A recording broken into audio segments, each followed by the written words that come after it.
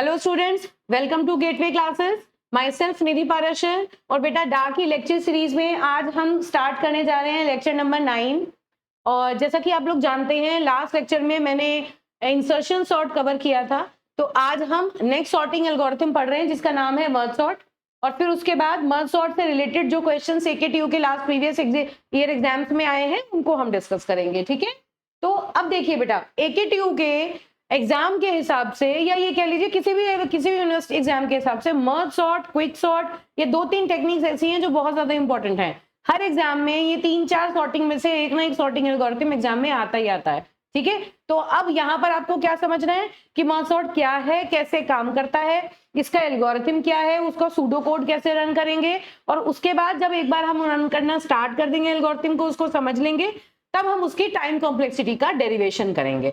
तो यहाँ हमें टाइम कॉम्प्लेक्सिटी डायरेक्ट नहीं लिखनी, हम उसको डिराइव करके समझेंगे कि टाइम कॉम्प्लेक्सिटी जो भी निकल के आई वो क्यों निकल के आई, कैसे निकल के आई, और डिफरेंट केसेस में टाइम कॉम्प्लेक्सिटी क्या होगी। ठीक, चलिए शुरू करते हैं। तो जो सबसे पहली बात देखिए, जैसा कि आप देख सकते हैं कि मर्ज सॉर्ट जब यहाँ पर क्लियरली लिखा हुआ है कि ये एकेटीयू के 21, 22, 22, 23 और 23, 24 तीनों कॉन्जिक्यूटिव तीनों ईयर्स में मर्ज सॉर्ट के ऊपर एक क्वेश्चन आया, और बल्कि क्वेश्चन रिपीट भी हुआ है। जहां पर एरे आपको दे रखा था जिसको सॉर्ट करना था, वो एरे भी सेम था, है ना।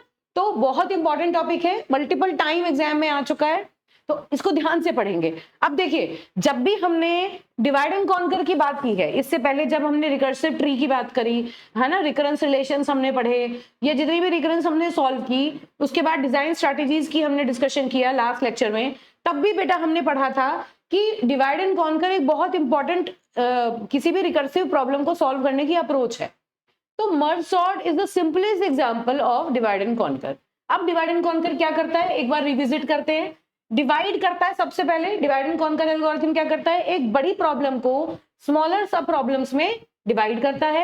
कब तक डिवाइड करता है, जब तक वो प्रॉब्लम जो है वो फर्दर डिवाइड ना की जा सके, मतलब बिल्कुल सिंपल प्रॉब्लम हो जाए, है ना। जैसे हम अगर एरे के केस की बात कर रहे हैं, तो एक लिस्ट ऑफ एलिमेंट्स अगर मेरे पास है और उसको हम मल्टीपल एरेज में डिवाइड कर रहे हैं, तो हम उसे कब तक डिवाइड करेंगे, जब तक जो टारगेट एरे है उसमें सिंगल एलिमेंट ना बच जाए। जैसे ही एक सिंगल एलिमेंट बचेगा, इसका मतलब एक एलिमेंट को तो हम फर्दर डिवाइड कर नहीं सकते, तो हम ये काम क्या करेंगे, एक पूरे एरे को मल्टीपल टाइम्स डिवाइड करेंगे जब तक उसमें एक अकेला सिंगल एलिमेंट ना मिले। तो क्या होगा, divide the list of array recursively into 2 halves until it is no more be divided, जब तक ये फर्दर डिवाइड ना हो सके। फिर कॉन्कर स्टेप क्या होता है कि जो भी सब एरेज या सब प्रॉब्लम्स बनी है उनको इंडिविजुअली रिकर्सिवली हम सॉल्व करेंगे, मतलब जो काम हमने डिवीजन में किया उसी तरह उन सब प्रॉब्लम्स या सब एरेज के ऊपर भी एग्जैक्टली वही ऑपरेशन हम परफॉर्म करेंगे। और उसके बाद जो फाइनल स्टेप है वो क्या कहता है कि जितने भी आपने सॉल्यूशंस हम बनाए, उन सारे सॉल्यूशंस को, मतलब जो सब प्रॉब्लम्स आपने सॉल्व की, उन सब प्रॉब्लम्स के सॉल्यूशन को 1 by 1 लेवल बाय लेवल हम मर्ज करेंगे, तो जो मेजर प्रॉब्लम थी उस मेन प्रॉब्लम का सॉल्यूशन हमें मिल जाएगा। ठीक है बेटा, तो इस तरह से हमें इसको समझना है। चलिए, तो अब इस एग्जाम्पल की हेल्प से देखते हैं। यहां पर देखिए, हमें यहाँ क्लियरली क्या दिख रहा है कि एक एरे है हमारे पास, है ना, और इस एरे में देखिए ये एरे है, ये मेन एरे है। सपोज इस एरे का नाम है ए, जिसके ऊपर हम काम करेंगे। ठीक, अब इस एरे को सबसे पहला क्या स्टेप है कि इस एरे को डिवाइड किया, 2 हाफ में डिवाइड किया। ये है इसका फर्स्ट हाफ, ये है इसका सेकेंड हाफ, है ना। ये एक एरे है जिसमें 4 एलिमेंट है, इसको 2 इक्वल हाफ में डिवाइड किया। तो पहला पर्पस क्या है कि आप इस एरे का मिड पोजीशन फाइंड आउट कर लीजिए, और बिड पोजीशन फाइंड आउट करने के बाद एग्जैक्टली 2 हाफ में आप इसको डिवाइड कर दीजिए। तो हमने क्या किया, एरे को 2 हाफ में हमने यहां से डिवाइड कर दिया। अब डिवाइड करने के बाद ये पहली सब प्रॉब्लम है, ये दूसरी सब प्रॉब्लम है ना। पहली सब प्रॉब्लम को भी हमने फर्दर डिवाइड किया। देखिए, जब इस प्रॉब्लम को हमने फर्दर डिवाइड किया तो फिर ये 2 छोटी सब प्रॉब्लम्स में डिवाइड हो गई। पहली वाली जो सब प्रॉब्लम है उसका साइज क्या है 1, दूसरी वाली का भी साइज क्या है 1, तो इसका मतलब अब ये फर्दर डिवाइड नहीं हो सकती। अब हमें क्या करना है, अब हम इन्हें दोनों को मर्ज कर देंगे, है ना। क्या किया हमने, पहले डिवीजन किया, कब तक डिवाइड किया, जब तक सिंगल एलिमेंट ना मिल जाए, और जैसे ही सिंगल एलिमेंट मिला हमने उन दोनों के सॉल्यूशंस को मर्ज कर दिया। और फिर यही काम हमने दूसरे वाले हाफ पे भी किया। दूसरे वाले हाफ में आ गए, हमने यहाँ भी जो सब एरे है उसको डिवाइड किया, जब सिंगल एलिमेंट मिल गए तो उनके उन सॉल्यूशंस को मर्ज कर दिया, है ना। इसी तरह ये काम हमने पूरे दोनों सब एरेज पर रिपीट किया और फाइनली जो फाइनल सब एरेज थे उन सब एरेज को मर्ज करके हमें फाइनल जो एरे था उसको सॉर्टेड ऑर्डर में हमने ले लिया। और क्या इंपॉर्टेंट है कि हर स्टेप पे जब भी हम मर्ज करेंगे, मर्ज सॉर्ट की खास बात क्या है, इसका जो मर्ज ऑपरेशन है वो ये इंश्योर करता है कि जब आप दो सब एरेज को मर्ज करें तो मर्ज करते हुए जो आपको सब एरे जनरेट हो रहा है वो ऑलरेडी सॉर्टेड ऑर्डर में होना चाहिए। This subarray is sorted, again this subarray is also sorted, this is also sorted and this is also sorted, है ना। तो क्या कहता है डिवाइड एंड कॉन्कर का मर्ज ऑपरेशन इस केस में, मर्ज सॉर्ट में, कि जब भी आप दो सब एरेज को मर्ज करें फाइनली उनके सॉल्यूशंस को, तो आप जब मर्जिंग करें तो मर्ज करने के टाइम पे जो आपको एरे मिले वो सॉर्टेड एरे मिले, ठीक है। अब बेटा इसके आइडिया को एक एक करके धीरे धीरे हम समझते हैं, फिर उसके बाद हम इसे एल्गोरिथम की हेल्प से समझेंगे कि इसका एल्गोरिथम किस तरह चलता है, कैसे काम करता है। चलिए देखिए, अब ये देखिए, मैं ये क्या है, ये एक अनदर एग्जाम्पल है, डिफरेंट एग्जाम्पल से हम इसको समझने की कोशिश करेंगे। क्या है, इसमें कितने एलिमेंट है एरे में, देखिए 1 2 3 4 5 6 7 8, एरे में 8 एलिमेंट्स हैं, है ना। सबसे पहले क्या करेंगे, एरे का मिड पॉइंट फाइंड आउट करेंगे।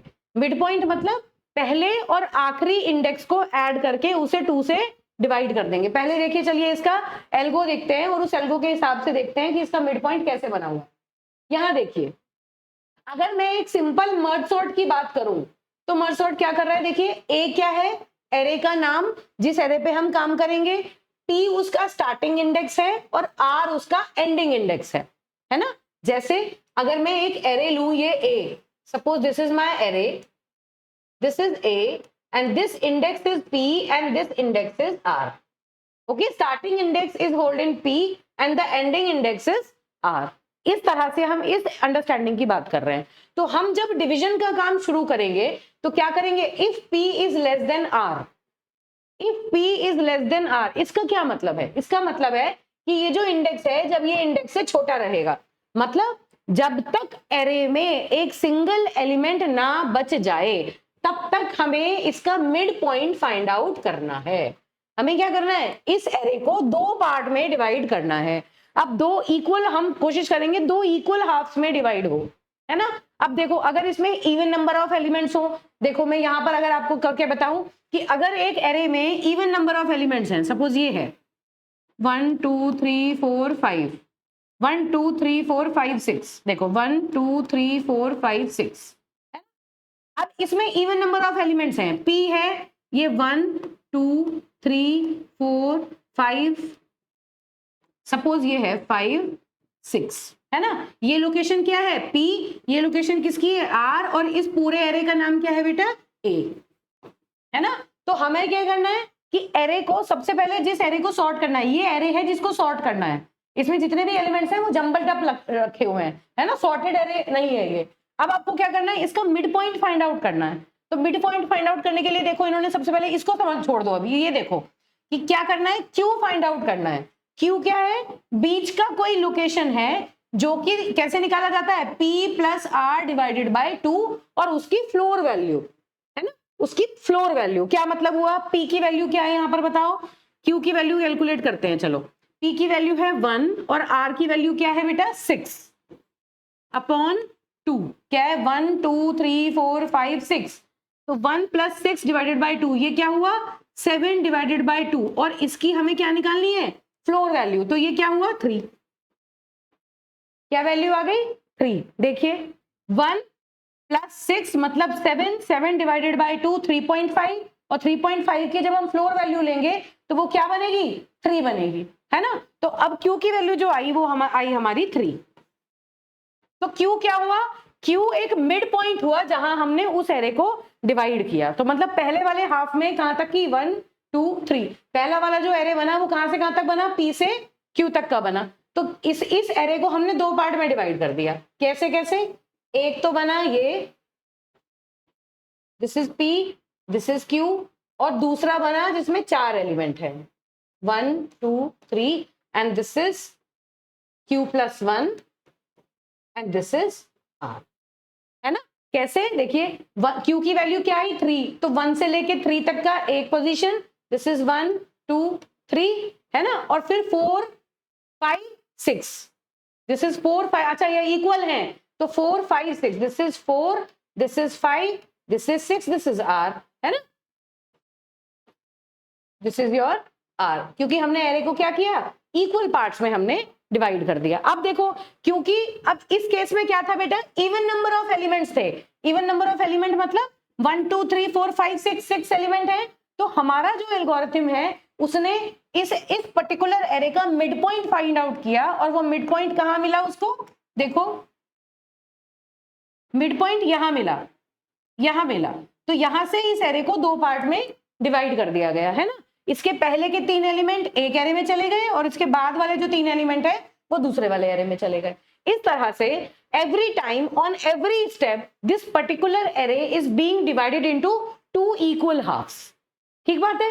अब कई बार ऐसा भी हो सकता है, यहाँ तो 6 एलिमेंट थे तो 3 3 रह गए, है ना, हो सकता है कि 6 से ज्यादा मतलब ऑड नंबर ऑफ एलिमेंट्स हो, तो उस केस में भी कोई प्रॉब्लम नहीं, क्योंकि यहाँ पर हम फ्लोर वैल्यू लेंगे, जो भी वैल्यू आएगी फ्लोर की उसके हिसाब से पहले वाले हाफ में अनइक्वल नंबर ऑफ एलिमेंट्स भी हो सकते हैं, कि एक में 4 हो जाए, एक में 3 हो जाए, एक में 3 हो जाए, एक में 2 हो जाए, ऐसा भी पॉसिबल है, कोई प्रॉब्लम नहीं है। ठीक है, depending upon the value of Q we will divide these arrays.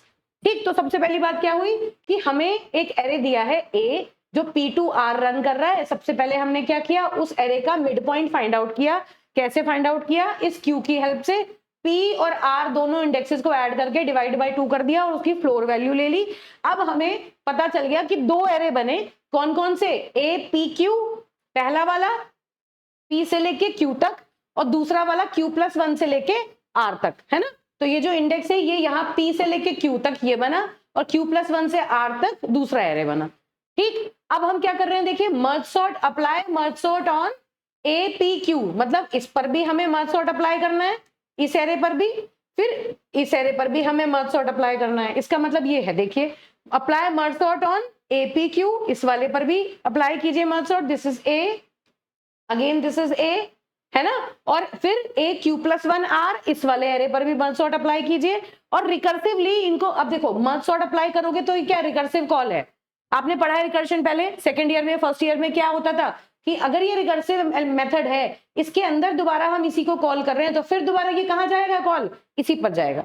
जैसे ही हमने APQ को कॉल किया, ये कॉल दोबारा कहां गया, यहीं पर गया, है ना, और इसने फिर दोबारा मिड पॉइंट फाइंड आउट किया। तो क्या होगा, पहले हम इस वाली पूरी मर्ज सॉर्ट पूरी एग्जीक्यूट होगी, और जब ये पूरी मर्ज सॉर्ट एक बार चल जाएगी, रिकर्सिवली रिटर्न करेगी, तब हम नीचे वाली मर्ज सॉर्ट पे आएंगे, फिर जब ये रिकर्सिवली फुल रिटर्न करेगी तब हम मर्ज करेंगे। इस तरह से एक एक करके रिकर्सिव कॉल जनरेट होंगी, और फिर उन कॉल्स के अकॉर्डिंग जो फाइनल एरे होगा वो हमें सॉर्टेड फॉर्म में मिलेगा। ये तो जनरल आइडिया है ना। अब इस जनरल आइडिया को पहले समझते हैं कि क्या मतलब है, फिर उसके बाद इसे रन करके देखेंगे। चलिए देखिए, अब ये देखिए, ये एग्जांपल है कि एक एरे है हमारे पास P से लेके R तक का, जो कि P से शुरू होता है और R पर खत्म होता है, जिसका स्टार्टिंग इंडेक्स है P और एंडिंग इंडेक्स है R। ठीक, अब देखिए डिवाइड, सबसे पहला काम क्या करना है, आप Q as central point between P and R, P और R के बीच का सेंट्रल पॉइंट है Q, जिसको हमें निकालना है। We divide array into 2 arrays, AP2Q and Q+1 to R, जो भी हमने डिस्कस किया। फिर उसके बाद कॉन्कर का मतलब क्या हुआ, इंडिविजुअली सॉर्ट सब एरेज, ये जो सब एरेज बनाए इन पे मर्ज सॉर्ट को इंडिविजुअली हमें अप्लाई करना है, और फिर फाइनली इनके जो सॉल्यूशंस हैं उन सबको मर्ज करके फाइनल AP2R हमें सॉर्टेड फॉर्म में जनरेट कर देना है। तो this is the basic idea of merge sort. ये मेन एल्गोरिथम है मर्ज सॉर्ट का, जो आपको पढ़ना है, जो आपको याद रखना है, जिसका ये सूडो कोड है। अब ये जो मर्ज ऑपरेशन है इसके बारे में हम डिटेल में डिस्कस करेंगे कि मर्ज ऑपरेशन क्या काम करता है, कैसे काम करता है। ठीक है बेटा, तो अभी तक इतनी हमारी अंडरस्टैंडिंग बन गई कि मर्ज सॉर्ट एक रिकर्सिव एल्गोरिथम है, जो कि किसी भी एरे को रिकर्सिवली दो पार्ट में डिवाइड करता है, उनका मिड पॉइंट फाइंड आउट करता है, और फिर उन दोनों एरेज को रिकर्सिवली सॉल्व करता है। ठीक है, अब इस एग्जाम्पल पे आते हैं, जिस एग्जाम्पल से हमने अपनी बात करनी स्टार्ट की थी। तो देखिए ये क्या है, ये हमारा वो एरे है जिसकी अभी हम बात कर रहे थे, है ना। पेन का कलर चेंज करते हैं ताकि आपको क्लैरिटी से दिखे। देखिए, तो this is the array which we were talking about. See, this is R A, है ना, this is P, this is R, और जब हमने Q कैलकुलेट किया तो Q ने क्या किया, Q ये आया, तो P2Q, this is P2Q A and this is A Q plus 1 to R। ठीक है बेटा, ये दो हाफ में हमने अपने एरे को डिवाइड कर दिया। अब क्या हुआ, इन दो हाफ में डिवाइड करने के बाद हमने मर्ज सॉर्ट को इसके ऊपर कॉल किया पहले, अब इसने फिर इसको यहाँ पे मिड पॉइंट फाइंड आउट किया और फिर दो हाफ में डिवाइड कर दिया। ठीक है, अब इस वाले के लिए ये P है और ये Q है और ये Q प्लस 1 है और ये R है। फिर दोबारा हमने अब एक एक एरे को हम कैसे डेप्थ में जा रहे हैं, पहले हमने इसको इधर डिवाइड किया, फिर इसको फर्दर डिवाइड किया। अब हम लेफ्ट साइड में पहले कंप्लीट करेंगे, जब हमारा कंप्लीट हो जाएगा तब हम राइट साइड की तरफ चलेंगे। कैसे, यहाँ डिवाइड हुआ, ये एरे बना, इस एरे को फिर हमने दो पार्ट में डिवाइड किया, दो पार्ट में रह गया, फिर अब इसको फर्दर डिवाइड किया तो अब हमें सिंगल सिंगल वैल्यूज मिल गई। ठीक बात है, इसी तरह से हमने इधर की साइड किया। तो ये बेसिकली स्प्लिट ऑपरेशन शो किया है कि जब हम मर्ज ऑपरेशन मर्ज सॉर्ट अप्लाई करते हैं तो हम क्या करते हैं, उसमें दो फेजेस होते हैं, एक तो डिवाइड फेज होता है, एक मर्ज फेज होता है। तो डिवीजन का जो फेज है वो कुछ इस तरीके से पूरे के पूरे ट्री को जनरेट करेगा। तो ये प्रॉब्लम इस तरह डिवाइड होगी जब तक इंडिविजुअल सब प्रॉब्लम्स ना रह जाए। ऐसे ही जो इसका साइड वाला राइट साइड वाला हाफ है वो भी इस तरह डिवाइड होगा जब तक ये इंडिविजुअल प्रॉब्लम्स ना रह जाए जिन्हें हमें सॉल्व करना है। These individual problems are to be solved. ठीक बात है, अब इसका उल्टा देखिए, ये सारी की सारी अब यहां से लगा के देखिए, ये प्रॉब्लम सॉल्व हो चुकी है, है ना। अब हम इन्हें क्या करेंगे, इन्हें मर्ज करना स्टार्ट करेंगे। अब हमने इन दो सब प्रॉब्लम्स को मर्ज कर दिया तो क्या बना, और मर्ज किस तरह से करना है, यहां क्या अप्लाई करना है, मर्ज ऑपरेशन, यहां अप्लाई करना है मर्ज ऑपरेशन। और वो मर्ज ऑपरेशन हमें ऐसे अप्लाई करना है कि जब हम इन दो हाफ्स को आपस में मर्ज करें तो जो हमें कंबाइंड एरे मिले वो सॉर्टेड मिले। बस ये सीखना है कि जो ये कंबाइंड एरे मिलेगा ये सॉर्टेड मिलेगा। ऐसा नहीं है यहाँ पहले 7 रखा है बाद में 5 है तो यहाँ 7 पहले आएगा 5 बाद में आएगा, नहीं। जिस ऑर्डर में आप एरे को सॉर्ट करना चाहते हैं ना, इन स्टेप्स में वो सॉर्टेड एरे जनरेट होना शुरू हो जाता है। अब देखिए 2 और 4 को आपने मर्ज किया तो 2 4 मिला। अब ये दो सब एरेज जब आप मर्ज करेंगे तो ये देखिए आपको सॉर्टेड एरे मिल रहा है। 2 4 5 7 ये चार एलिमेंट्स थे, अलग अलग एरे में अलग अलग पोजीशन पे थे, लेकिन जब आप इनको मर्ज कर रहे हैं तो फाइनली एक सॉर्टेड एरे यहाँ पर जनरेट हो रहा है। इसी तरह इस हाफ में भी ये एक सॉर्टेड एरे धीरे धीरे मर्ज करके जनरेट हो जाएगा और फिर फाइनली हम क्या करेंगे, इन दोनों एरेज को आपस में मर्ज करके फाइनल एरे का जो था, जो मेन सॉल्यूशन थी, उसका मर्जिंग करके फाइनल सॉर्टेड ऑपरेशन शो कर देंगे। ठीक है, तो क्या किया मर्ज सॉर्ट ने, पहले पूरे के पूरे एरे को इक्वल हाफ में डिवाइड किया। कब तक किया, डिवीजन फेज में, जब तक इंडिविजुअल सब प्रॉब्लम्स ना रह जाएं। फिर उन सब प्रॉब्लम्स को एक एक करके स्टेप बाय स्टेप मर्ज किया और फाइनली जब हम मर्ज करते हैं तो हमेशा एक मतलब जो इंटरमीडिएट लेवल पर जो एरे जनरेट होते हैं वो सॉर्टेड एरेज होते हैं और फिर फाइनली उन सॉर्टेड एरेज को मर्ज करके हम मेन जो एरे होता है उसको सॉर्टिंग ऑर्डर में बना लेते हैं। तो this is the idea of merge sort. अब देखिए, ये तो बेसिक हुआ कि जैसे आपको मर्ज सॉर्ट पे समझाना है तो आपने ये चीज समझा दी। अब दूसरी इंपॉर्टेंट बात क्या है, देखिए अब ये एक दूसरा एग्जाम्पल है जिसमें मैंने एक एरे लिया है। ठीक बेटा, अब देखिए बेटा, इसमें जो ये नंबर्स डले हुए हैं ना, ये नंबर आपकी सीक्वेंस ऑफ स्टेप्स शो कर रहा है। इंपॉर्टेंट है, एग्जाम में अगर कोई चीज पूछी जाती है आपसे तो ये सीक्वेंस आपको समझ में आना जरूरी है कि किस सीक्वेंस में ये कॉल्स चल रही है। देखो सबसे पहले क्या हुआ कि जब आपके पास ये एरे था ए, है ना, आपने क्या किया, एरे को दो हाफ में डिवाइड किया। अब आप किस तरफ चले, अब आप लेफ्ट साइड में मूव करना। आपने डिवाइड तो कर दिया लेकिन अब डिवाइड में मर्ज सॉर्ट को कॉल किया किस पे, सबसे पहले मर्ज सॉर्ट की कॉल किस पे लिखी, देखिए मर्ज सॉर्ट क्या लिखा था, मर्ज सॉर्ट ऑन पी, है ना, ए पी क्यू। मतलब पहले वाला जो एरे था, जैसे आपने ये एरे लिया, इस एरे को आपने दो पार्ट में डिवाइड किया, जो लेफ्ट वाला था उसके ऊपर आपने पहले मर्ज सॉर्ट कॉल किया था। तो वो जब तक वो वाला मर्ज सॉर्ट अपने आप को कंप्लीट नहीं कर लेगा, क्योंकि वो रिकर्सिव कॉल है ना, तो वो recursive call further call call call generate करती चली जाएगी और जब वो कॉल रिटर्न करेगी फाइनली वो तब जब एक हाफ पूरा का पूरा सॉर्ट हो जाएगा तब वो दूसरे हाफ पर शिफ्ट होगी। हमेशा मर्ज सॉर्ट इसी तरह से काम करता है। तो क्या होगा, देखिए पहले दो हाफ डिवाइड हुए, फिर जो लेफ्ट वाला हाफ है सबसे पहले उस लेफ्ट वाले हाफ को प्रोसीड किया जाएगा। तो स्टेप नंबर 1 क्या है, ये this is your step number 1, है ना। अब हाफ को फिर फर्दर दो हाफ में डिवाइड किया गया। ठीक, जैसे इसको फर्दर डिवाइड किया तो ये क्या है आपका स्टेप नंबर 2। अब इस हाफ को फिर फर्दर हमने अगले हाफ में डिवाइड किया, तो दिस इज स्टेप नंबर 3। इस तरह से यहाँ स्टेप्स लिखे हुए हैं जिनको आपको ध्यान रखना है। अब स्टेप 3 में आपको ये 10 मिल गया, ये सॉर्टेड एरे है जो कि फर्दर डिवाइड नहीं हो सकता। तो अब यहाँ पर ये जो रिकर्सिव डिवीजन का प्रोसेस था ये स्टॉप हुआ।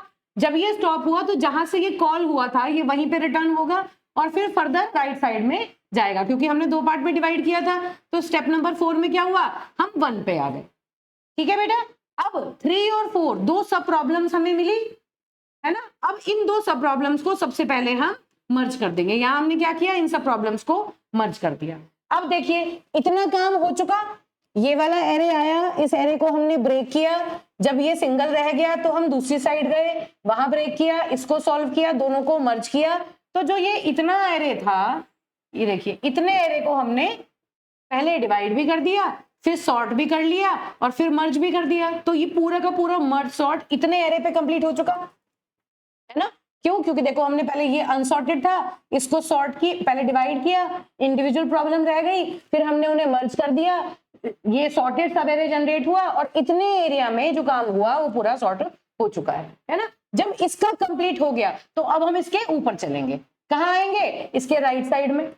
तो क्या हुआ, यहां तक कंप्लीट हुआ, तो अब हम कहाँ जा रहे हैं, इसके राइट साइड में जा रहे हैं। ये नंबर 6 स्टेप है, ठीक बात है। अब राइट साइड में जाने के बाद फिर इधर की तरफ चले, फिर हमने इसको 2 बार में डिवाइड किया, तो ये क्या है, स्टेप नंबर 7।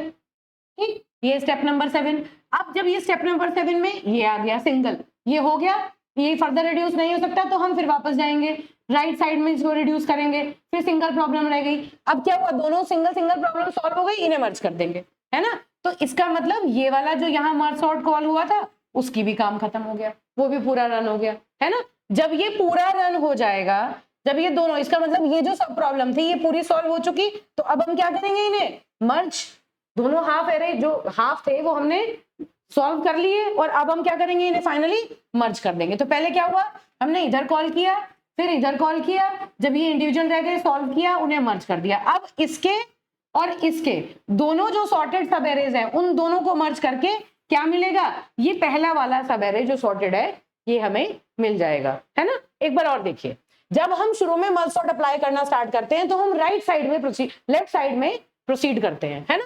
लेफ्ट हाफ में आ गए, फिर लेफ्ट हाफ में आ गए, कब तक, जब तक सिंगल ना रह जाए। फिर जैसे सिंगल रहेगी, जहां से हमने डिवीजन शुरू किया था वहीं पे वापस जाएंगे और फर्दर डिवाइड करेंगे, फिर इंडिविजुअल सब प्रॉब्लम्स को मर्ज करेंगे और एक सब एरे को सॉर्ट कर देंगे। देखो यहाँ पर एक छोटा सब एरे था जिसे हमने सॉर्ट कर दिया। जब ये हो गया तो ये फिर ऊपर के डायरेक्शन में गया, इसने राइट साइड में एग्जैक्टली ये काम अपनी राइट साइड में परफॉर्म किया और मर्ज कर दिया। अब ये इतनी बड़ी जो प्रॉब्लम है ये पूरी सब प्रॉब्लम है, ये सब प्रॉब्लम 2 है।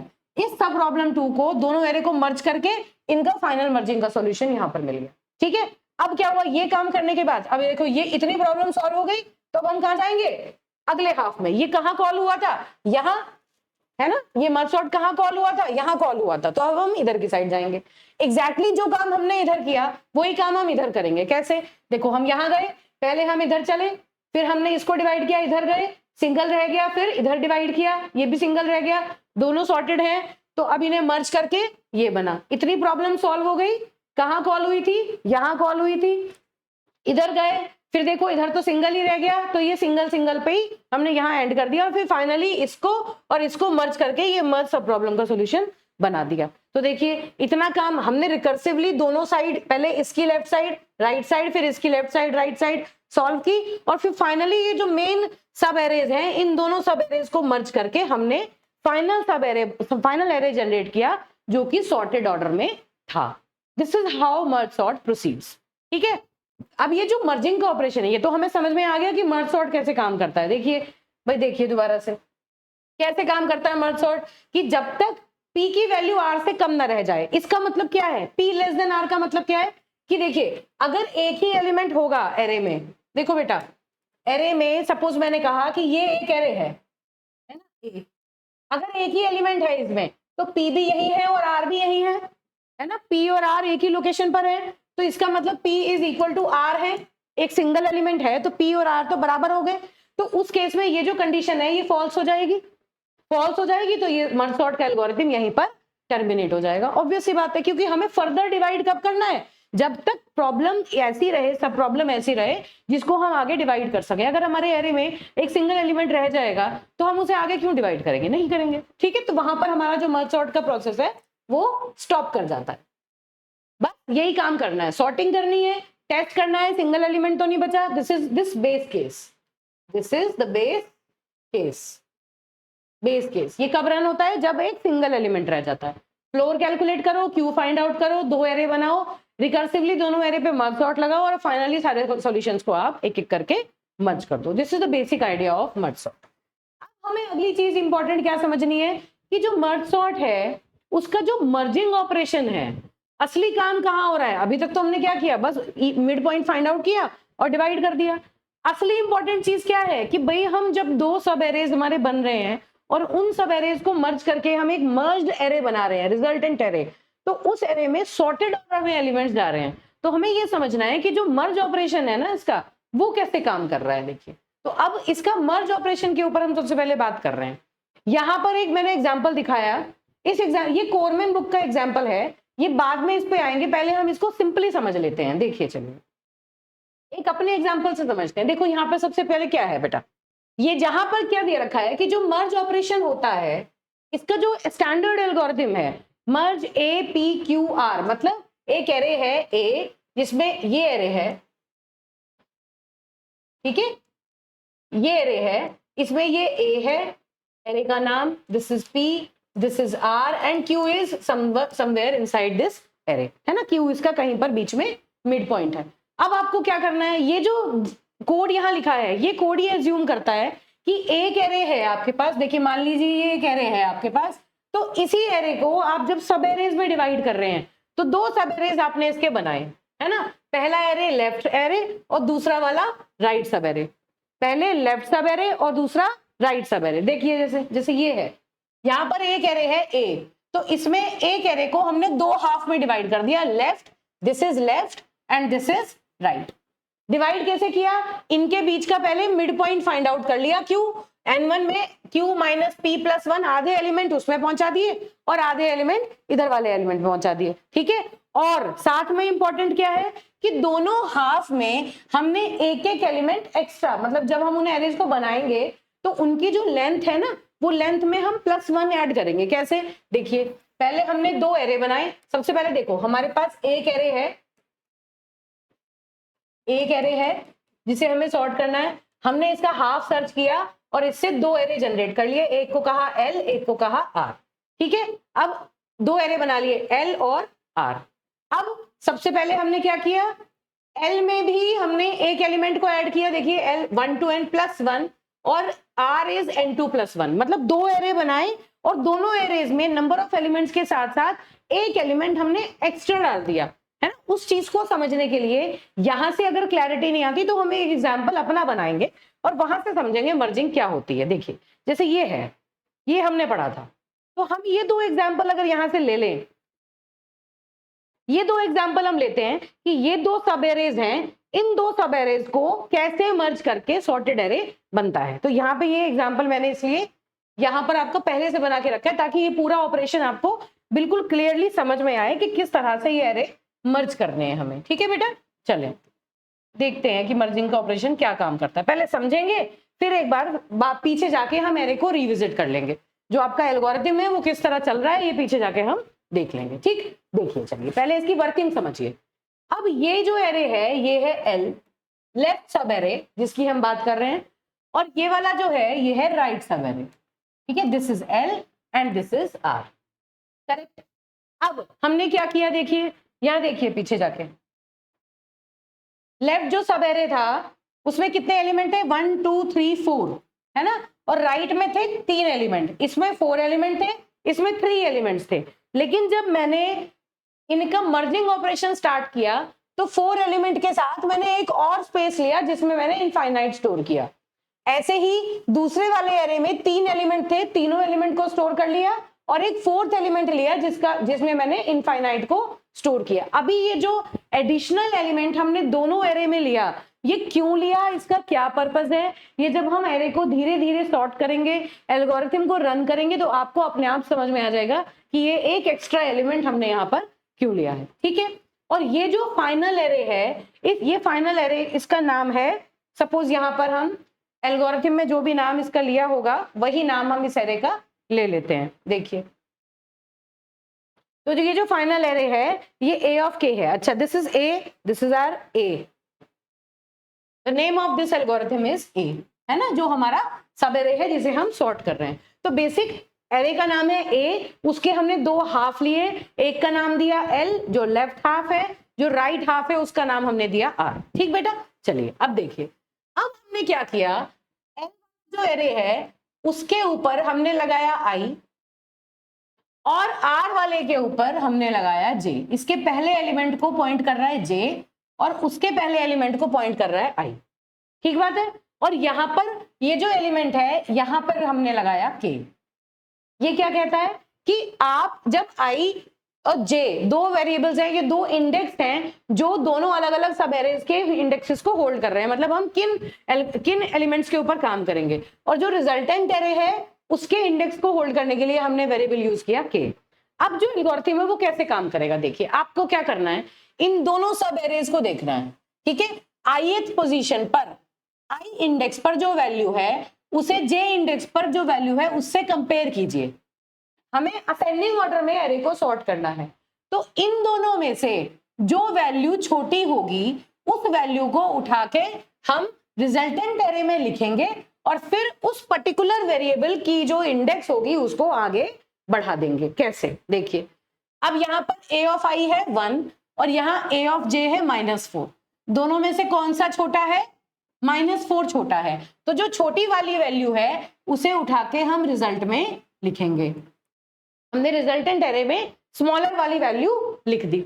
ठीक है, और अब स्मॉलर वाली वैल्यू लिखने के बाद जो ये जे की वैल्यू है इसको हम आगे इंक्रीमेंट कर देंगे। मतलब इस ऑपरेशन में क्या हो रहा है कि आई और जे हमारे पास थे और यहाँ पर ब्लैंक था, हमने क्या किया, जे की वैल्यू, ए ऑफ जे की वैल्यू ए ऑफ आई से छोटी है तो ए ऑफ जे की वैल्यू को उठा के रिजल्टेंट एरे में रख दिया और अब इस जे को बढ़ा के कहां पहुंचा दिया, यहां पे। मतलब जिस इंडेक्स से आप वैल्यू को उठा के रिजल्टेंट एरे में रखते हैं उस इंडेक्स को आपको इंक्रीज कर देना है, बस सिंपल। ठीक है, तो जब अगला एरे आएगा तो उसमें सेम एलिमेंट्स को कॉपी करेंगे, ये 10, 23, 50, इनफाइनाइट, और आई की पोजीशन हमने चेंज नहीं की, आई अभी भी यहीं पर है ना। और यहां पर क्या हुआ, -r, 4, 9, इनफाइनाइट, इनमें हम कुछ नहीं कर रहे, हम तो बस इनके एलिमेंट्स को कंपेयर करके फाइनली मर्ज कर रहे हैं, तो इनके कंटेंट हमेशा सेम रहेंगे, बस इनके जो इंडेक्स है ना वो जो हम कंसिडर कर रहे हैं वो आगे पीछे चलते रहेंगे। ठीक बेटा, तो अब देखिए जे की वैल्यू कहां पर आ गई थी, यहां पर। जे किसे पॉइंट कर रहा है, नेक्स्ट टाइम, क्योंकि जिस वेरिएबल की वैल्यू उठा के हमने वहां रखी ना उसी को हमने आगे बढ़ाना है। ठीक, अब अगली बार फिर आई और जे जिसे पॉइंट कर रहे हैं उन वेरिएबल्स की वैल्यू को हमें कंपेयर करना है। बताओ, यहाँ क्या है 1, यहाँ क्या है 4, दोनों में से कौन सा छोटा है, 1 छोटा है, तो यहां पर उठा के हम क्या लिखेंगे, -4 पहले से था, है ना, और यहां हमने लिखने के बाद के को भी आगे बढ़ा देना था। भाई ऑब्वियस सी बात है, जब हमने इस के वाली पोजीशन पर लिखा तो के को हमने फर्दर शिफ्ट कर दिया, के अब यहां आ गया था, के को हमने ये लिखा और के को हमने इधर शिफ्ट कर दिया। Now K will point to here, K will point to a new location. तो यहां पर अब के कहां पॉइंट कर रहा है, यहां पॉइंट कर रहा है, के कहां पॉइंट कर रहा है, इस तरह से समझो, this is A and this is your, suppose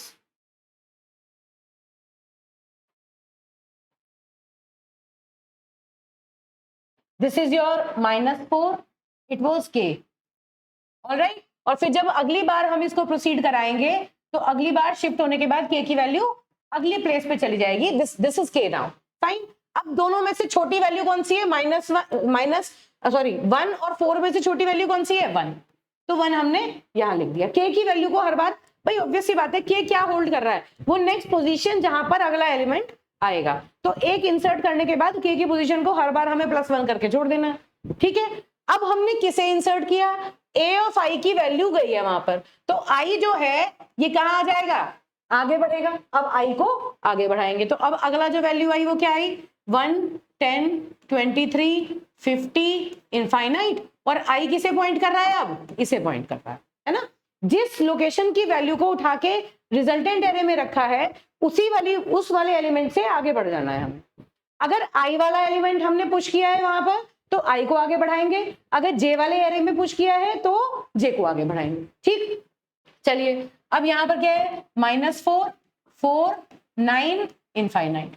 अब की बार यहां पर क्या आ गया था, -4 है ना, और अब 1 था, यहां पर k है, और अब देखते हैं इस सिचुएशन में कौन सी वैल्यू कहां जाती है। i यहां पहुंच गया और j जो है वो हमारा है 4 पर। चलिए अब फिर a ऑफ i और j, l i और r j, ये दो है ना, ये l है ये r है, l i को r j के साथ कंपेयर करो, दोनों में से जो छोटा है उसे उधर की साइड पहुंचा दो, बताओ कौन सा छोटा है। 10 और 4 में से कौन सा छोटा है, 4, तो किसे मूव करेंगे, 4 को, तो यहाँ क्या आ गया, 4 आ गया। ठीक बात है, जैसे ही 4 गया, किसे, अब हमने दोनों में से किसे उठाया, इसे उठाया 4 को, तो कौन सी पोजीशन पे चेंज हुआ, जे पे, तो हम क्या करेंगे, जे को प्रोसीड करेंगे, तो अगला जे नेक्स्ट पोजीशन पे शिफ्ट हो जाएगा। तो फिर दोबारा कॉपी करेंगे, 1 10 23 50 इनफाइनाइट, और ये है -4 4 9 इनफाइनाइट, है ना, और जे की वैल्यू कहाँ है, यहां पर है। अब जे 9 को पॉइंट कर रहा है और आई किसे पॉइंट कर रहा है, 10 को ही पॉइंट कर रहा है, क्योंकि आई में अभी इस स्टेप में कोई चेंज नहीं हुआ। ठीक बात है। अब देखिए मैं यहां क्या लिखा है, -4 1 4, और अब के की वैल्यू अगली वाली लोकेशन पर रिजल्ट को एक्सपेक्ट करेगी कि अगला एलिमेंट जो आएगा वो कहां से आएगा। अब देखो फिर, अब ये आई है और ये जे है, एल ऑफ आई की वैल्यू क्या है 10 और आर ऑफ जे की वैल्यू क्या है 9, दोनों में से छोटी कौन सी है बेटा 9, तो इस पे कौन सी जाएगी 9।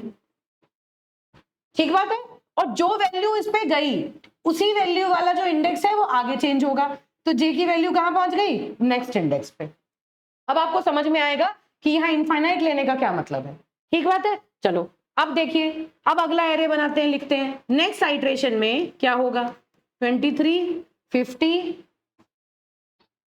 this is your 50 and this is infinite and this one is -4 4 9 infinite and now we are holding the position at infinite, है ना, और i की वैल्यू कहां पर है 10 पर। ठीक बात है। अब देखो जब यहां पर 9 पुश कर दिया, अब देखो किस किस में कंपैरिजन होगा, अब ध्यान से देखिए, l ऑफ i पे क्या है 10 और r ऑफ j पे क्या है इनफाइनाइट। इनफाइनाइट का मतलब क्या हुआ, इनफाइनाइट से बड़ा भी कुछ हो सकता है क्या, नहीं। तो अब यहाँ जितनी भी वैल्यूज बची आगे आने वाले, देखिए ये कौन सा केस में, ये जो इनफाइनाइट है ये कहाँ बेनिफिशियल है। देखो अगर मैं कहूं एक्चुअली तो मेरा एरे यहाँ पर खत्म हो गया, भाई मेरे राइट वाले एरे में 3 ही तो एलिमेंट्स थे, है ना, वो 3 एलिमेंट यहाँ पर खत्म हो गए, एक एरे खत्म हो चुका और दूसरे एरे में अभी एलिमेंट्स बचे हुए हैं। तो अब इसके आगे इनफाइनाइट लगाने का सेंस ये है कि अब जब आगे हुए बचे हुए एलिमेंट्स को हम जब भी कंपेयर करेंगे ना, हमेशा इनफाइनाइट से ही कंपेयर करेंगे, और इनफाइनाइट से कम कंपेयर करने पर ये जो एलिमेंट्स हैं ये हमेशा छोटे ही आएंगे। तो अगली बार क्या होगा, पहले 10 को पुश कर देंगे, आई को इंक्रीमेंट करेंगे, आई फिर जे से कंपेयर होगा, फिर इनफाइनाइट से कंपेयर होगा, फिर 23 को पुश कर देंगे, फिर ऐसे ही 50 को पुश कर देंगे, और फिर जब दोनों इनफाइनाइट इनफाइनाइट रह जाएंगे तो हमारा जो लूप होगा वो टर्मिनेट हो जाएगा। ठीक बात है, तो ये काम आप कब तक करेंगे, रिपीट करते करते सारे एलिमेंट्स को हम एक एक करके रिजल्टेंट एरे में प्रोड्यूस कर देंगे। तो अब देखो इस वाली कंडीशन में, ये पहली जो कंडीशन आई इसमें क्या है, आई की वैल्यू एल ऑफ आई पर है 10 और आर ऑफ जे पर है इनफाइनाइट, छोटा कौन सा है 10, तो 10 पुश हो जाएगा, है ना, तो -4 1 4 9 और 10 यहां पर चला गया। ठीक बात है, यहाँ के था तो हमने 10 यहां पर पहुंचा दिया। अब देखो ये आई किधर शिफ्ट हुआ, यहाँ ऐसे ही आई किधर शिफ्ट होगा धीरे धीरे, अब अगली बार में 23 और फिर उसके अगली बार में 50, क्या होगा देखो 1 10 23 50 और इनफाइनाइट। आई की वैल्यू अब कहाँ थी 10 पे थी, अब आई की वैल्यू कहाँ पर है यहाँ पर, फिर इसके अगले वाले केस में आई की वैल्यू कहाँ होगी, यहाँ पर होगी, है ना। तो ये मैं पूरा एक साथ दिखा रही हूँ, ये वाला जो एरे था ये आपका कंप्लीट हो चुका है, ये जो एरे था ये कंप्लीट हो चुका, तो हर बार हम इनफाइनाइट से ही कंपेयर करेंगे, और जब इनफाइनाइट से कंपेयर करेंगे तो सारी की सारी वैल्यू इसी वाले एरे में से उठ के वहां पुश होंगी। ठीक है बेटा, तो क्या होगा देखिए, -4 4 9 इनफाइनाइट, जे यहीं पर रहेगा और आई पहले यहां होगा, फिर यहां होगा, फिर यहां पहुंचेगा। तो इसका मतलब एक एक करके पहले -4 1 4 9 10, k की वैल्यू यहाँ थी तो पहले 23 आएगा, उसके बाद k इंक्रीज होगा तो फिर अगली बार में यहाँ पर 50 आ जाएगा जब k की वैल्यू यहाँ पर आएगी। ठीक है, तो this is how this whole remaining elements will be taken from the array and they will be pushed to this particular resultant array. Why? Because इनके कंपैरिजन में हमेशा दूसरी साइड में इनफाइनाइट है। तो अब अगर कोई आपसे पूछे या आपको एक सिंगल सेंटेंस में ये बात समझनी है कि भाई ये इनफाइनाइट हमने लिया ही क्यों था, तो भाई इसलिए लिया था कि हो सकता है कंपेयर करते करते, भाई आप आई और जे को कंपेयर कर रहे हो सकता है उनमें से कोई एक वैल्यू पहले खत्म हो जाए, कोई एरे पहले खत्म हो जाए, किसी में नंबर ऑफ एलिमेंट्स कम हो, तो क्या होगा फिर जब भी आप इंक्रीज, जब भाई आपको करना तो पूरा प्रोसेस कंप्लीट है ना, तो आप क्या करेंगे, एंड में आपने इनफाइनाइट रख दिया। अब जब तक आप उसमें एलिमेंट बचेंगे तब तक उसके सारे बचे हुए एलिमेंट्स को निकाल के आप रिजल्टेंट एरे में तो लिख देंगे, तो ये फाइनल क्या हुआ आपका मर्ज्ड एरे। तो this is the final merged array that is being created using the merge operation of merge sort. This is your merge operation जो कि एक्चुअली बता रहा है कि मर्जिंग कैसे चलती है। ओके बेटा, तो this is your merge operation, है ना, this is representing your merge operation. Okay, I hope ये आपको क्लियरली समझ में आ गया होगा। अब देखिए, अब एक बार इसका एरे देख लेते हैं। एग्जैक्टली इसी तरीके से ये जो यहाँ पर एग्जांपल दिया हुआ है, इस एग्जांपल में इसी एल्गोरिथम को रन करके दिखाया है। ठीक है, ये डिफरेंट एग्जांपल है और यहाँ मैंने एक साथ मैंने यहाँ इसलिए ये जो एग्जाम्पल यहाँ पर हमने लिया था, इसी एग्जाम्पल में मैंने इसको रन करके दिखाया कि ये यहाँ पर किस तरह से इसकी मर्जिंग होती है। देखिए अब यहाँ पर क्या किया, तो जो मेन एरे था उस मेन एरे को हमने दो एरे बना लिए, एक लेफ्ट एरे और एक राइट एरे। ठीक है, लेफ्ट और राइट एरे में ये लेफ्ट वाले एरे के नंबर ऑफ एलिमेंट्स हैं और n2 जो है वो number of elements in next array हैं। फिर उसके बाद दो एरे हमने बनाए और 1 से लेके n1 तक पहले लेफ्ट वाले एलिमेंट में सारे मतलब जो मेन एरे था उससे आधा एरे एक तरफ शिफ्ट कर लिया और फिर दूसरे वाले एलिमेंट में एरे से एलिमेंट को लोड कर दिया। तो यहां तक तो बेसिकली हमने क्या किया कि एक दो एरे क्रिएट किए और उन दोनों एरे में एलिमेंट्स को कॉपी किया, दैट्स इट। ठीक, अब यहां हमने क्या किया, दोनों एरेज में एक एक लास्ट में इनफाइनाइट को ऐड कर दिया जो हमने कर रखा है ना। अब हमने आई और जे दोनों को फर्स्ट पोजीशन पे सेट कर दिया और बस जो ये लूप है ना के वाला, दिस लूप इज रनिंग। इस लूप में क्या हो रहा है, देखो पी टू आर जो रिजल्टेंट है, जो रिजल्टेंट एरे है उसके पी से लेके आर तक हर इंडेक्स के लिए हमने एल ऑफ आई और आर ऑफ जे इन दोनों वैल्यूज को कंपेयर किया है और इनमें से जो वैल्यू छोटी है उस वैल्यू को रिजल्टेंट पे पुश कर दिया, दैट्स इट।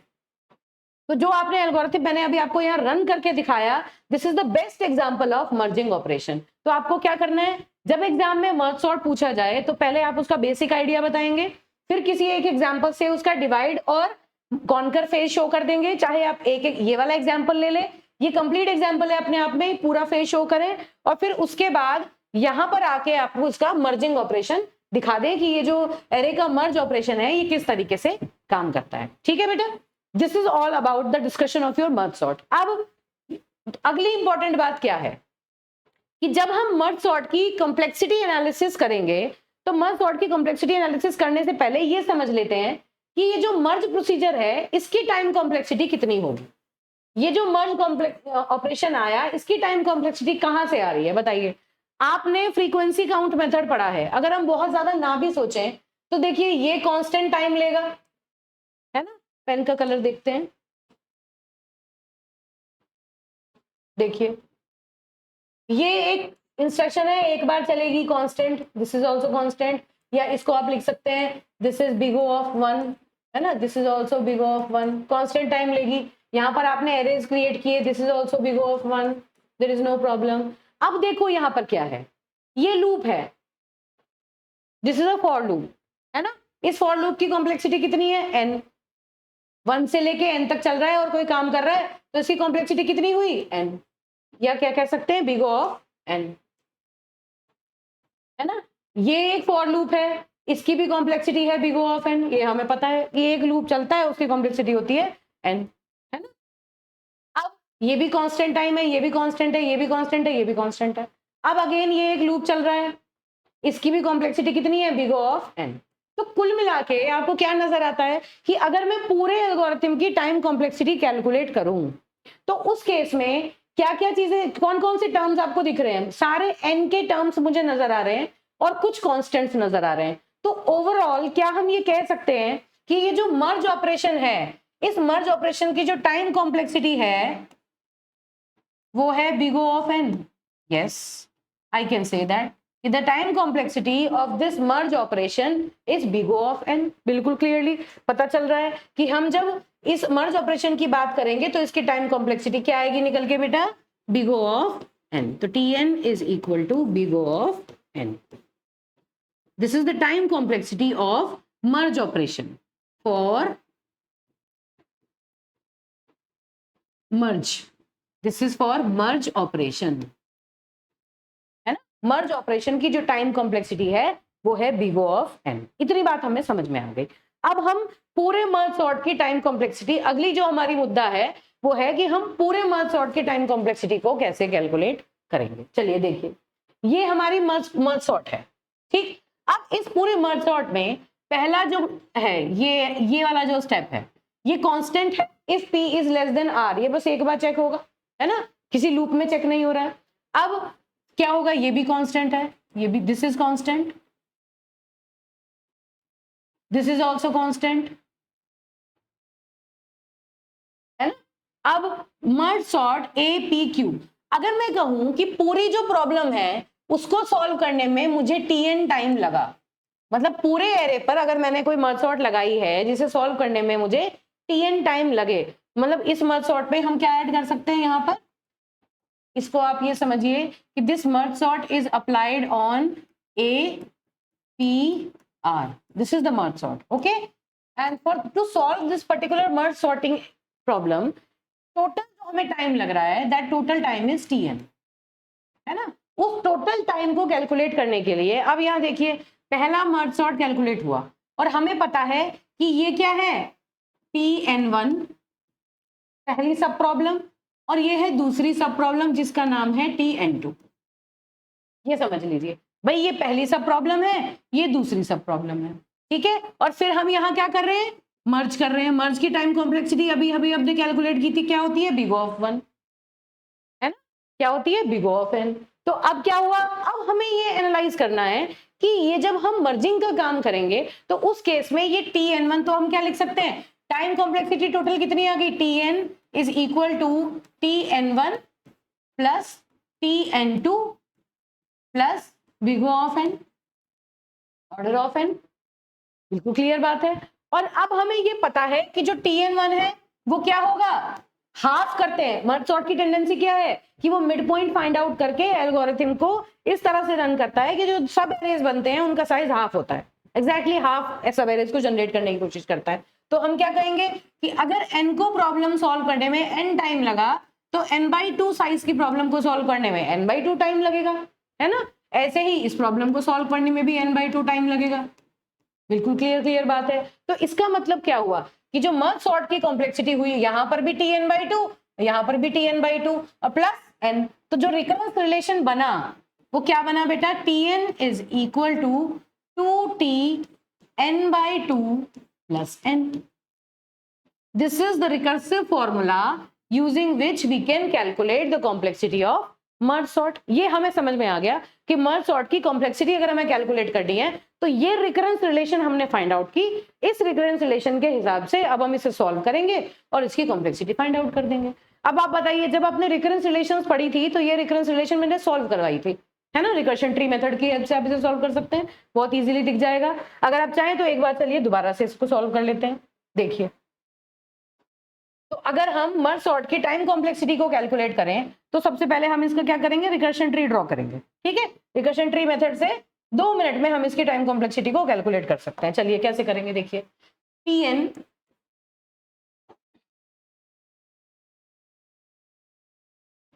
देखिए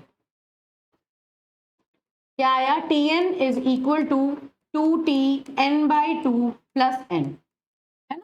रिकर्शन ट्री मेथड क्या कहता है कि यहाँ पर जो fn की वैल्यू है उसको बनाओ रूट और बाकी सब प्रॉब्लम्स में उसको डिवाइड कर दो. रिकरेंस रिलेशन क्या कह रहा है कि n जो है वो टोटल कॉस्ट है, उस टोटल कॉस्ट को आप 2 सब प्रॉब्लम्स में डिवाइड करो, दोनों का साइज हाफ होना चाहिए. तो बना दो बस जल्दी से. ये है रूट को 2 सब प्रॉब्लम पे डिवाइड किया, n/2 और फिर ये सब प्रॉब्लम जो थी ये फर्दर डिवाइड हुई n/2 स्क्वायर बेटा इस अंडरस्टैंडिंग के लिए आप रिकर्शन ट्री मैंने जिस लेक्चर में पढ़ाया है, मेरे ख्याल से लेक्चर नंबर 6 है, उसको जाके ठीक से देखें। वो अगर लेक्चर एक बार समझ में आ गया आपको, बहुत इजीली मैंने उसको सब चीजों को एक्सप्लेन किया है। तो जितने भी सॉर्टिंग और सर्चिंग टेक्निक्स और आगे फर्दर हम एल्गोरिथम्स को एनालाइज करेंगे, उनको एनालाइज करने में आपको बहुत हेल्प मिलेगी। ठीक है, एक बार में आप उसको समझ जाएंगे। तो इसको भी अगर हम फर्दर डिवाइड करें तो ये भी क्या होगा, n/2² और n/2²। क्यों? क्योंकि हमने हर बार हर स्टेप में n की वैल्यू को n/2 रखा है। और फर्दर क्या होगा, n/2³ अगेन n/2³, ये भी ऐसे ही, ये भी ऐसे ही, ये भी ऐसे ही, है ना। तो हर बार ये फर्दर डिवाइड होती चली जाएगी। अगर मैं इसको k टाइम्स रिपीट करूं तो हम ये मानेंगे भाई हम कब तक डिवाइड करेंगे, जब तक जो प्रॉब्लम है उसका साइज यूनिट ना हो जाए, मतलब छोटी सा प्रॉब्लम, एफिशिएंटली स्मॉल, इतनी छोटी जिसको हमें फर्दर डिवाइड ना करना पड़े, जिसका सीधा सॉल्यूशन हमें मिल जाए। तो क्या करेंगे, हम ये मानते हैं कि जब 1 हो जाए वैल्यू, ये जो सब प्रॉब्लम है इसका साइज 1 हो जाए, तो हमारा जो ये डिवाइडिंग का प्रोसेस है फर्दर ट्री में प्रोसीड करने के लिए वो स्टॉप हो जाएगा, है ना। तो k टाइम रन करने के बाद ये जो कॉस्ट आएगी वो क्या आएगी, n/2⁴k। ये तो सीधी सीधी दिख रही है कि देखो पहली बार में 2⁴1, दूसरी बार में 2, तीसरी बार में 3, तो ऐसे करते करते 2⁴k आ जाएगी, है ना। तो इसका मतलब क्या हुआ कि अब एक तो चीज हो गई ये, और दूसरी क्या हुई कि इस लेवल की कॉस्ट देखो कितनी है, n, इस लेवल की कॉस्ट देखो कितनी है, n, इस लेवल पर कॉस्ट कितनी है, n, फर्दर सारे लेवल पर जो कॉस्ट आएगी वो सेम आएगी, मतलब ट्री के हर लेवल की जो कॉस्ट है वो सेम है। तो हम टोटल कॉस्ट निकालने के लिए क्या करेंगे बेटा, हम टोटल नंबर ऑफ जितने भी लेवल्स हैं लास्ट के लेवल तक, तो नंबर ऑफ लेवल्स अगर हम निकाल लें तो उसको नंबर ऑफ लेवल्स को अगर हम एक लेवल की कॉस्ट से मल्टीप्लाई कर दें तो पूरे ट्री को सॉल्व करने में जो कॉस्ट आएगी वो हमें मिल जाएगी, है ना। तो नंबर ऑफ लेवल्स क्या होते हैं, अगर मैं ये कहूं 0 से लेके k तक हम चले तो टोटल नंबर ऑफ लेवल्स कितने हुए, k+1। ठीक है, तो हमें k की वैल्यू चाहिए। अब k की वैल्यू हमें कैसे मिलेगी बताओ, क्या करें, put n/2⁴k is equal to 1। क्यों? क्योंकि हमने क्या कहा कि जब तक हमने इस ट्री को जैसे जैसे हम डिवाइड करते गए, डिवाइड करते करते लास्ट स्टेप पर हम ये मान रहे हैं कि जो प्रॉब्लम का साइज है ना वो 1 रह गया, तभी हमारा ये काम यहाँ पर स्टॉप होगा। तो ये प्रॉब्लम के साइज को हमने 1 अज्यूम किया। अब हम दोनों साइड का अगर लॉग ले लें तो क्या होगा, log n अब is equal to k log 2, है ना। तो k की वैल्यू यहां से क्या आई, log n/2, this is your k। Fine, number of levels कितने हैं, k+1, है ना, और कॉस्ट एट ईच लेवल कितनी है बेटा, n। तो टोटल कॉस्ट कितनी हो गई, n मल्टीप्लाइड बाय k+1, तो कितना हो गया, n into log n/2 + 1, that means Tn is equal to n log n/2। This is the worst case time complexity of merge sort। worst case का मतलब बिल्कुल डिसेंडिंग ऑर्डर में, reverse order में sorted array है, आपको उसको merge sort use करना है, तो मर्ज सॉर्ट की हेल्प से आप इतने टाइम में आपका जो मर्ज सॉर्ट है वो आपका काम करेगा। अब इंपॉर्टेंट क्या है देखिए, तो यहां से हमने ये एनालाइज किया कि अब दोबारा से देखिए, ये अगर Tn है तो ये Tn/2 टाइम लेंगे, मर्जिंग का ऑपरेशन n टाइम ले रहा है, तो ये हमने यहां से इसकी रिकरेंस रिलेशन बना ली और उसको हमने पीछे रिकर्शन ट्री मेथड से सॉल्व कर दिया और ये प्रूव कर दिया कि मर्ज सॉर्ट की जो टाइम कॉम्प्लेक्सिटी है वो n log n आएगी। एग्जाम में बेटा ये डेरिवेशन आते हैं, आपको ऐसा नहीं है कि आप डायरेक्टली लिख दें। कुछ बच्चे पूछते हैं कि हम ये कॉम्प्लेक्सिटीज डायरेक्टली लिख सकते हैं या हमें डिराइव करके दिखानी है, तो आपको डिराइव करके दिखानी है सारी कॉम्प्लेक्सिटीज, इसलिए ये पूरा प्रोसेस आपको समझ में आना चाहिए। ठीक है, अब देखिए, अब इसमें एक चीज आपको ऑब्जर्व करनी है कि 3 केस हैं, तीनों केस कौन कौन से, बेस्ट केस हो, वर्स्ट केस हो या एवरेज केस हो, तीनों ही केसेस में जो मर्ज सॉर्ट है उसकी टाइम कॉम्प्लेक्सिटी सेम आती है, तीनों केसेस में n log n है। ऐसा क्यों? 3 केसेस का मतलब क्या है, बेस्ट केस मतलब कि ऑलरेडी सॉर्टेड एरे है। अब मुझे एक बात बताओ, ये जो मर्ज ऑपरेशन हमने यूज किया, जैसे यहां पर हमने मर्जिंग का काम किया, ये जो काम किया हमने, ये जो मर्ज ऑपरेशन हम लगा रहे हैं, चाहे ये एरे पूरा सॉर्टेड हो, ये आधा सॉर्टेड हो या रिवर्स सॉर्टेड हो, रिवर्स ऑर्डर में सॉर्टेड हो, जो हमने ऑपरेशन किया, क्या वो एलिमेंट के अंदर क्या है, एरे के अंदर एलिमेंट की क्या वैल्यू है उसके ऊपर डिपेंड कर रहा है? नहीं, हर बार एरे को जो प्रोसेस है वो क्या है, दो हाफ में डिवाइड करेगा, जब तक सिंगल सिंगल एलिमेंट ना रह जाए तब तक डिवाइड करता रहेगा, फिर उनको मर्ज करता चलेगा। तो मतलब मर्ज सॉर्ट का जो ऑपरेशन है वो इस चीज पर डिपेंड नहीं करता कि आपकी एरे में किसी पर्टिकुलर एलिमेंट की क्या पोजीशन है, उसको जो नंबर ऑफ स्टेप्स परफॉर्म करने हैं मर्ज सॉर्ट में वो नंबर ऑफ स्टेप परफॉर्म करे ही करे जाएंगे। इसलिए जब भी हम मर्ज सॉर्ट की टाइम कॉम्प्लेक्सिटी की बात करते हैं तो तीनों ही केसेस में मर्ज सॉर्ट की टाइम कॉम्प्लेक्सिटी सेम आती है, क्योंकि ये एक्चुअली एलिमेंट्स के ऑर्डर के ऊपर डिपेंड करता ही नहीं है। ठीक है, ये बात आपको बेटा याद रखनी है। अब अगली चीज, इसके बाद कुछ मर्ज सॉर्ट के एडवांटेजेस और डिसएडवांटेजेस हैं जो आपको क्लियरली पता होने चाहिए, जो मल्टीपल प्लेसेस पे अलग अलग तरीके से एग्जाम में पूछे जा सकते हैं। क्या? पहला, ये स्टेबल सॉर्टिंग है। स्टेबल सॉर्टिंग हमने लास्ट लेक्चर में पढ़ा। स्टेबल सॉर्टिंग कौन सी होती है? जहां पर रिपीटेड एलिमेंट्स अगर हैं तो जब एरे को आप सॉर्ट कर देते हैं तो आफ्टर सॉर्टिंग जो रिलेटिव पोजीशंस होती हैं रिपीटेड एलिमेंट्स की, वो रिलेटिव पोजीशंस प्रिजर्व रहती हैं, है ना। तो उस केस में ऐसे एल्गोरिथम को स्टेबल एल्गोरिथम कहा जाता है। तो मर्ज सॉर्ट जो है वो स्टेबल है। Guaranteed word scale performance even on large data set, चाहे कितने ही बड़े डेटा सेट्स हो वहां पर भी अच्छी परफॉर्मेंस गारंटी करता है कि कितना भी बड़ा डेटा सेट हो एन लॉग एन से ज्यादा आपकी जो कॉम्प्लेक्सिटी होगी वो नहीं आएगी। अब सिंपल है इंप्लीमेंट करने में, हमने देखा कि मर्जिंग ऑपरेशन को समझना है उसके बाद इजीली ये इंप्लीमेंटेशन हो जाती है। This is suitable for parallel processing as we independently merge the sub arrays, है ना। पैरेलल प्रोसेसिंग मतलब जहां पर मल्टीपल टास्क एक साथ परफॉर्म करने हो वहां पर ये सूटेबल है। ये इसकी प्रैक्टिकल एप्लीकेशन है अगर कोई आपसे पूछ ले। डिसएडवांटेज क्या है? डिसएडवांटेज सबसे पहला है इसका स्पेस कॉम्प्लेक्सिटी। क्यों? क्योंकि भाई अभी हमने देखा कि जब हम किसी एरे को सॉर्ट कर रहे हैं तो ड्यूरिंग मर्ज ऑपरेशन हम क्या करते हैं, हम एरे को दो पार्ट में डिवाइड करते हैं, है ना। मर्जिंग करने के लिए हम दो हाफ को मर्ज करते हैं, मतलब हम ऑक्सिलरी एरे बनाते हैं। और फिर जब ऑक्सिलरी एरे में मर्जिंग का रिजल्ट जो आ जाता है उसे हम ओरिजिनल एरे के ऊपर डालते हैं। तो मर्जिंग करते हुए हम एडिशनल स्पेस का यूज करते हैं। always we are using an additional space for doing merge operation। देखिए, merge sort requires additional memory to store the merged subarrays during the sorting process। जितने भी merged subarrays बने उन सबको स्टोर करने के लिए sorting के ड्यूरेशन में ये एक्स्ट्रा स्पेस का यूज करता है ना। इसलिए ये इन प्लेस एल्गोरिथम नहीं है। हमने एल्गोरिथम्स पढ़े थे सॉर्टिंग में कि इन प्लेस और नॉट इन प्लेस होते हैं। इन प्लेस कौन से होते हैं? जिनमें एरे के अंदर ही डिफरेंट ऑपरेशंस परफॉर्म करके हम एलिमेंट्स को अरेंज कर लेते हैं और हमें एडिशनल मेमोरी की रिक्वायरमेंट नहीं होती। जैसे हमने इंसर्शन सॉर्ट पढ़ा था, तो इंसर्शन सॉर्ट क्या होता है कि हम एरे के अंदर जितने एलिमेंट्स हैं उसी के ऊपर डायरेक्टली कुछ नंबर ऑफ ऑपरेशंस परफॉर्म करते हैं और जो हमारे अरेंजमेंट्स होते हैं वो धीरे धीरे सॉल्व होते चले जाते हैं। लेकिन मर्ज सॉर्ट में ऐसा नहीं है। मर्ज सॉर्ट जो है वो एक एक करके जो सब एरेज बनते हैं उनको डिफरेंट एरेज में सॉर्ट करता है, फिर फाइनली उनको मर्ज करता है। तो इसलिए ये नॉट इन प्लेस एल्गोरिथम है और ये इसकी सबसे बड़ी प्रॉब्लम है ना, क्योंकि ये additional memory space sorted data को स्टोर करने के लिए यूज करता है। और ये क्विक सॉर्ट से स्लो है, क्योंकि जो क्विक सॉर्ट है वो इन प्लेस वर्क करता है। उनके नेक्स्ट लेक्चर में मैं आपको क्विक सॉर्ट बताऊंगी।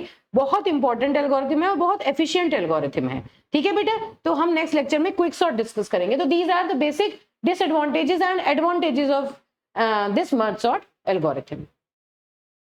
ठीक है, तो अब ये कुछ AKTU में लास्ट ईयर में क्वेश्चंस आए हुए हैं मर्ज सॉर्ट के ऊपर। देखिए, पहला क्या है? Right algorithm for merge sort and prove its worst case time complexity. पूरा का पूरा जो हमने आज पढ़ा आपको मर्ज सॉर्ट बताना है, मर्ज सॉर्ट क्या होता है, फिर उसका एल्गोरिथम लिखना है। एल्गोरिथम के दो पार्ट हैं, एक मर्ज ऑपरेशन का एल्गोरिथम है और एक पूरा मर्ज सॉर्ट का एल्गोरिथम है। वो दोनों एल्गोरिथम्स लिखने हैं। उसके बाद आपको इसकी टाइम कॉम्प्लेक्सिटी को डिराइव करके दिखाना है। ठीक है, और अगर आपके पास टाइम हो तो एक छोटा सा एरे लेके आप उसको मर्ज सॉर्ट पे सॉर्ट करके दिखा सकते हैं। फिर उसके बाद दूसरा क्या है? एक्सप्लेन मर्ज सॉर्ट एल्गोरिथम। वही आपको पूरा एक्सप्लेन करना है। And sort the following sequence this using merge sort. इसमें आपको क्या किया? आपको एल्गोरिथम लिखना है और फिर उसके बाद ये एक जो सीक्वेंस है इस सीक्वेंस पर मर्ज सॉर्ट को अप्लाई करके दिखाना है कि मर्ज सॉर्ट कैसे काम करे। ठीक है बेटा, तो this is all about merge sort. और अब इस लेक्चर सीरीज में जो नेक्स्ट लेक्चर होगा वो मैं रिकॉर्ड करूंगी क्विक सॉर्ट के ऊपर। तो आप इसको पढ़ते रहिए और किसी भी तरह के सजेशंस हो तो आप लोग प्लीज ऐप में या यूट्यूब पे कमेंट सेक्शन में आप जो भी सजेशंस अपने देना चाहें आप दे सकते हैं. We will try to include in the upcoming lectures. Thank you.